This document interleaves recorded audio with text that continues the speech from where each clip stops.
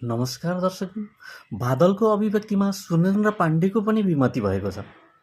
नेकपा एमालेमा अहिले यतिखेर चरम विमति निस्केको छ। एमालेको सचिवालय बैठक बस्दैछ अहिले। बादलको अभिव्यक्तिमा घनीभूत छलफल हुने भएको छ। हिजो संसदमा बादलको अभिव्यक्तिपछि नेकपा एमालेका शीर्ष नेताहरूको पनि विमति भएको छ। रामबहादुर थापा बादलले अभिव्यक्ति दिएपछि सुरेन्द्र पाण्डे उठाएका छन्। बादलले संसदमा राज्यकै विभिन्न निकाय र प्रविधि प्रयोग गरेर एमालेलाई पराजित गरेको भनेपछि पाण्डेले अभिव्यक्तिमाथि प्रश्न उठाएका हुन्।